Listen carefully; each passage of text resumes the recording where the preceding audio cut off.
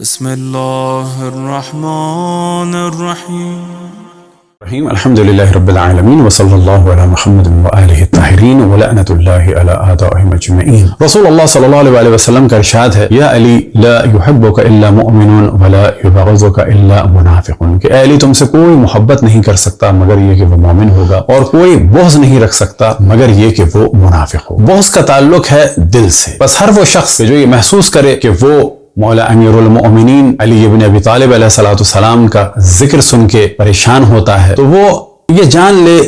کہ وہ منافق ہے۔ اور کوئی بھی شخص جو ان کے فضائل کو چھپائے یا ان کے مقابلے میں فضائل بنائے، یا ان لوگوں نے خداوند تبارک و تعالیٰ کی ان پر لعنت ہو کہ جنہوں نے مولا امیر المؤمنین پر لعنتیں بھیجی حکومتی احکام کے ذریعے سے، اور وہ لوگ کہ جنہوں نے مولا امیر المؤمنین علی ابن ابی طالب علیہ السلام سے جنگیں کی، ان کے خلاف تلواریں اٹھائیں، ان کو اذیت دی، بلا شک وہ سب منافق تھے۔ اور یہ حکم ہے، لازوال حکم ہے رسول اللہ صلی اللہ علیہ وآلہ وسلم کا۔ پاکستان میں ہم دیکھ رہے ہیں کہ شدت پسند جماعتیں ہیں کہ جن میں سے ایک ہے انجمن سپاہ صحابہ ASS۔ اب اس ASS کے کچھ گندے معنی بھی ہیں، ان کو تو ہم ڈسکس نہیں کرتے، لیکن ایس کے ایک معنی ہے گدھے کے۔ ان لوگوں کی بھی عقل و شعور کی یہی کیفیت ہے۔ تو ایک جانب ہم دیکھتے ہیں کہ یہ گدھے والی جماعت ہے پاکستان میں، تو دوسری جانب ہم دیکھتے ہیں کہ انجمن سپاہ گاؤ انڈیا میں ہے۔ دونوں کا ایک معیار ہے، ایک فتنے کی روش ہے۔ یہ یہاں پر ایشو اٹھا رہے ہیں کہ جب اذان میں ذکر ہوتا ہے وخلیفتہ بلا فصل، تو یہ انکار ہے کچھ افراد کا، جبکہ ان کی غلط فہمی ہے۔ رسول اللہ صلی اللہ علیہ وسلم نے کئی موقعوں پہ مولا امیر المؤمنین علیہ السلام کو اپنا خلیفہ کہا ہے اپنے بعد، لیکن ہم دیکھتے ہیں کہ ایسے القاب دوسروں کے لیے زبان رسول اللہ صلی اللہ علیہ وسلم سے نہیں آئے ہیں، اور اگر کہیں یہ چیزیں بنائی بھی گئی ہیں تو اللہ کا شکر ہے کہ ان روایات کو موضوع اور ضعیف قرار دیا گیا ہے۔ پس صدیق اکبر لقب ہو تو وہ رسول اللہ صلی اللہ علیہ وسلم نے مولا امیر المؤمنین کو دیا، فاروق لقب ہو تو وہ رسول اللہ صلی اللہ علیہ وسلم نے مولا امیر المؤمنین کو لقب دیا۔ یہ دو القاب در حقیقت مولا امیر المؤمنین علیہ السلام کے تھے۔ اسی طریقے سے آپ نے یعنی رسول اللہ صلی اللہ علیہ وسلم نے مولا امیر المؤمنین کو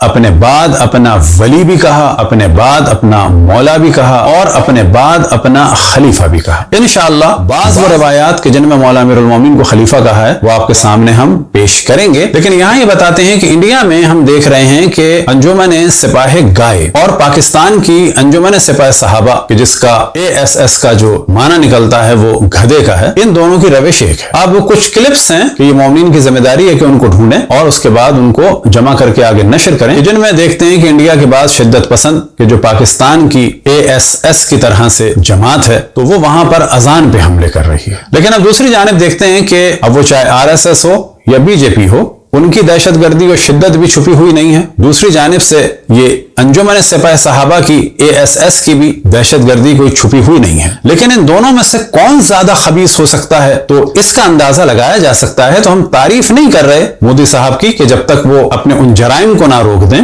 اور جو انہوں نے ظلم ڈھایا مسلمانوں پر اس پر نادم نہ ہو جائیں، تو ظاہر ہے کہ ان کی کوئی تائید نہیں کر سکتا۔ لیکن ان دونوں دہشت گردوں میں سے بظاہر یہ نظر آتا ہے کہ BJP کی دہشت گردی کم ہے، کیونکہ ہم یہ دیکھتے ہیں کہ مودی نے کئی جگہ اپنی گفتگو روکی ہے اذان کے احترام میں، لیکن ہم یہ دیکھ رہے ہیں کہ یہ اپنے رسول کے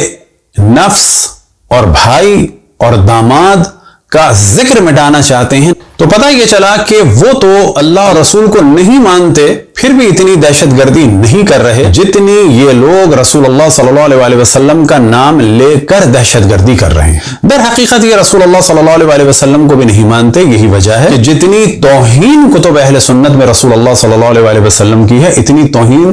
دنیا کے کسی دین اور مذہب میں بھی رسول اللہ صلی اللہ علیہ وسلم کی نہیں ہے۔ اور یہی وجہ تھی کہ انڈیا میں کتاب لکھی گئی ایک ایسی کہ جس کا نام بھی لینا جو ہے وہ توہین آمیز محسوس ہوتا ہے، یعنی رنگیلا رسول۔ اور برادران اہل سنت کو جان لینا چاہیے کہ ان کے علماء میں ایک اچھی بڑی تعداد نواسب کی ہے، یعنی ایک تو ان سے فضائل رسول اللہ صلی اللہ علیہ وسلم ہضم نہیں ہوتے، اور دوسرے ان کی آل اور اہل بیت کی نہ فضیلت ہضم ہوتی ہے نہ ذکر ہضم ہوتا ہے۔ لہذا آپ دیکھیں کبھی وہ یہ کہتے تھے کہ جو علم تابوت ذوالجناح یا عزاداری امام حسین میں شرکت کرے گا یا دیکھے گا اس کا نکاح ٹوٹ جائے گا۔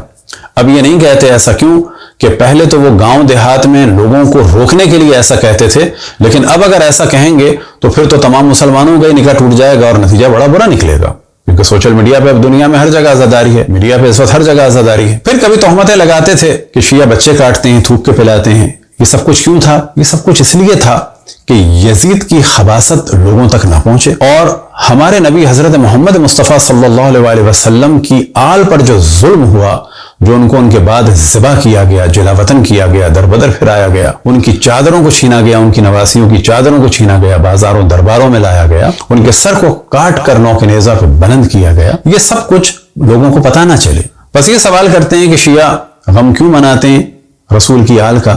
تو ہم صرف اتنا جواب دیں گے، جو بھی رسول مانتا ہے اپنا حضرت محمد مصطفیٰ صلی اللہ علیہ وآلہ وسلم کو، اب ان کے علاوہ کسی کو مانتا ہے تو پھر الگ بات ہے۔ اگر ان کو اپنا رسول خاتم الانبیاء مانتا ہے تو پھر وہ صرف ایک کام کرے کہ یہ سوچے، کیا رسول اللہ صلی اللہ علیہ وسلم اپنی آل پر ظلم ہونے کے بعد خوش ہوئے تھے یا روئے تھے؟ اگر یہ خوش ہونے کی بات ہے تو وہ خوشی منائیں، اور اگر یہ غم کی بات ہے تو وہ غم منائیں۔ بلا شک رسول اللہ صلی اللہ علیہ وسلم کو جب علم ہوا کہ امام حسین کے ساتھ کیا ہوگا، ان کی ولادت کے وقت بھی آپ نے گریہ فرمایا، اور جب امام حسین علیہ السلام شہید ہوئے اور حضرت ام سلمہ نے اور حضرت ابن عباس نے دونوں نے انہیں خواب میں دیکھا کہ آپ گریہ فرما رہے ہیں، اور حضرت ام سلمہ کو آپ نے یعنی رسول اللہ صلی اللہ علیہ وسلم نے ایک شیشی میں مٹی دی تھی اور کہا تھا جب میرے حسین کو قتل کر دیا جائے گا تو یہ مٹی خون میں بدل جائے گی۔ تو حضرت ام سلمہ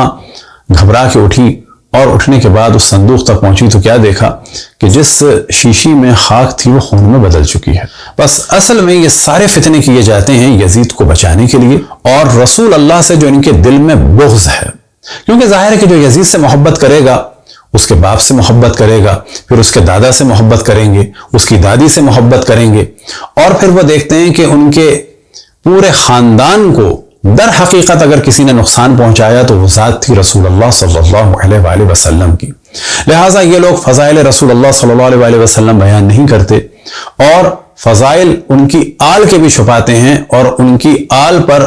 ظلم کرنے والوں کو رضی اللہ کہتے ہیں، اور ان کی آل کا غم منانے والوں پر پتھراؤ کرتے ہیں۔ یہی وجہ ہے کہ آپ کبھی بھی انجمن سپاہ صحابہ کو یہ کہتے ہوئے نظر نہیں آئیں گے کہ جن جن کتابوں میں رسول اللہ صلی اللہ علیہ وسلم کی توہین ہے ان کو بین کیا جائے۔ وجہ یہ ہے کہ وہ رسول اللہ صلی اللہ علیہ وسلم کی توہین کو پروموٹ کرنا چاہتے ہیں، وہ چاہتے ہی نہیں ہے کہ ان کی توہین رکے۔ وہ سارا ان کا پرابلم ہے یزید اور اس کے خاندان کا مسئلہ ہے۔ ہمارے سامنے اس وقت کتاب ہے، کتاب السنہ ابن عاصم کی ہے، اور اس میں جو تخریج ہے اور جو سب تحقیق کا کام کیا ہے وہ محمد ناصر الدین البانی صاحب نے کیا ہے، اور جلد نمبر ہے 2 اور صفحہ نمبر ہے 565، اور یہاں پر رسول اللہ صلی اللہ علیہ وسلم نے ارشاد فرمایا مولا امیر المؤمنین علیہ الصلوۃ والسلام سے، انت خلیفتی فی کل مؤمن من بعدی، کہ تم میرے جانشین ہو، سکسیسر ہو، خلیفہ ہو ہر مومن کے لیے میرے بعد۔ نیچے حاشیہ ہے 1188، اسنادہ حسن رجالہ ثقات رجال الشیخین۔ اب یہی کتاب السنہ ابن عاصم کی کہ جو تحقیق کی ہے استاد ڈاکٹر باسم بن فیصل الجوابرہ نے، اور یہ بھی جزء ثانی ہے، اور یہاں ان کے حساب سے حدیث ہے 1221، تو پہلے اس کو دیکھ لیں۔ تو یہاں پر نیچے ہے اسنادہ صحیح رجالہ رجال مسلم۔ کیا ہے؟ قال رسول اللہ علی منی وانا منہ، علی مجھ سے ہیں اور میں علی سے ہوں، وہو ولی کل مؤمن من بعدی، اور وہ میرے بعد تمام مومنین کے ولی ہیں۔ ولی کے معنی کیا ہیں؟ تو اس معنی میں تفصیل سے ہم ڈسکشن کر چکے ہیں، اور ساتھ ہی وہ ہم دوبارہ اپلوڈ کریں گے تاکہ پتہ چلے کہ جب ولی کے معنی مولا امیر المومنین کے لیے کیے جاتے ہیں، دوست کے کیے جاتے ہیں، اور جب خود جناب عمر اور جناب ابوبکر اپنے لیے کرتے ہیں اور علماء اہل سنت ان کے لیے معنی کرتے ہیں، تو وہاں پر امور کو سنبھالنے والے اور نگہبان اور سرپرست کے کرتے ہیں۔ آپ کے سامنے روایت ہے 1222، قال رسول اللہ لعلی، کہ رسول اللہ صلی اللہ علیہ وسلم نے مولا امیر المومنین سے فرمایا، انت منی بمنزلت ہارون من موسیٰ الا انک لست نبیا وانت خلیفتی فی کل مؤمن من بعدی، کہ تم میرے بعد خلیفہ ہو تمام مؤمنین کے لیے، میرے بعد خلیفہ ہو۔ یہ کسی کے لیے انہوں نے نہیں فرمایا، لہٰذا مولا امیر المومنین کے لیے وخلیفتہ بلا فصل کہنا عین تعلیمات رسول اللہ صلی اللہ علیہ وسلم کے مطابق ہے۔ اور یہاں پر حاشیے میں بھی دیکھیں اسنادہ حسن۔ المصنف لابن ابی شیبہ اور جلد نمبر ہے 11 اور صفحہ نمبر ہے 20 اور حدیث نمبر ہے 32212 اور یہاں پر موضوع ہے قال رسول اللہ صلی اللہ علیہ وآلہ وسلم انی تارکم فیکم الخلیفتین من بعدی، کہ میں تمہارے درمیان دو اپنے جانشین اور سکسیسر اور خلفاء چھوڑ کے جا رہا ہوں، کتاب اللہ و عطرت اہل بیتی انہما لن یفترقا حتی یرد علی الحوض، کہ یہ دونوں کبھی بھی جدا نہیں ہوں گے یہاں تک کہ یہ دونوں میرے پاس حوض کوثر پر پہنچ جائیں گے۔ تو معلوم ہوا کہ لفظ خلیفہ رسول اللہ صلی اللہ علیہ وآلہ وسلم نے مخصوصاً قرآن اور اہل بیت کے لیے استعمال کیا، اور اہل بیت کے لیے جب بھی ہم خلیفہ کہیں تو بالکل یہ تعلیمات رسول اللہ صلی اللہ علیہ وآلہ وسلم کے مطابق ہے۔ اب آپ کے سامنے کتاب ہے السنن الکبری نسائی کی، اور جلد نمبر ہے 7 اور صفحہ نمبر ہے 417، اور یہاں پر بھی یہی والا موضوع ہے انت خلیفتی یعنی فی کل مؤمن من بعدی، اور پھر اس کے بعد ہے من کنت ولیہ فعلی ولیہ۔ مومنین سے گزارش ہے کہ اس ہمارے موضوع کو ضرور دیکھیں کہ ولی کے معنی، جب یہ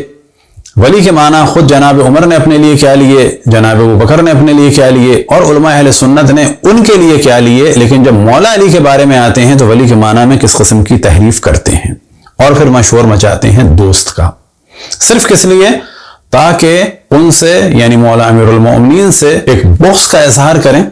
کہ وہ ہمارے سرپرست نہیں تھے۔ تو یہاں سے واضح ہو گیا کہ آپ رسول اللہ صلی اللہ علیہ وآلہ وسلم نے مولا امیر المومنین کے لیے ایک جگہ نہیں، یہ تو ہم نے کچھ حوالے دیے، یہ موضوع تواتر کے ساتھ ہے کہ اپنے بعد اپنا ولی کہا، مولا کہا، تمام مسلمانوں کا ولی اور سرپرست قرار دیا، تمام مسلمانوں کا مولا قرار دیا، اور اپنے بعد انہیں اپنا خلیفہ اور جانشین قرار دیا۔ لہٰذا ASS کو جان لینا چاہیے کہ آپ لوگ جتنا شور مچائیں گے در حقیقت اتنا ہی لوگ اہل بیت علیہ السلام کے فضائل سے آشنا ہو رہے ہیں۔ آپ نے شور مچایا کہ جو برات کا اظہار کرے گا کسی سے بھی تو وہ کافر ہوگا، تو دیکھیں کس طرح سے دنیا کو پتا چلا کہ معاویہ نے سالوں آفیشلی آرڈر کے تحت سب سے جلیل القدر صحابی یعنی مولا امیر المؤمنین اور اہل بیت میں سب سے افضل یعنی مولا امیر المؤمنین پر لعنتوں کا سلسلہ جاری رکھا۔ آپ در حقیقت جب چھیڑتے ہیں مذہب حق اہل بیت کو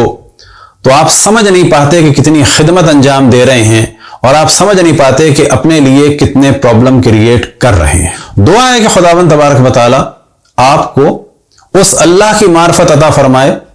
کہ جو قرآن اور تعلیمات رسول اللہ اور اہل بیت کے ذریعے سے پہچانا گیا، نہ وہ اللہ جو اپنی ٹانگ جہنم میں ڈالے گا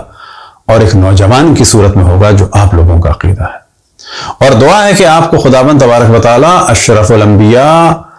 رحمت للعالمین حضرت محمد مصطفیٰ صلی اللہ علیہ وآلہ وسلم کی معرفت کرائے۔ کون سی معرفت؟ جو اہل بیت نے کرائی،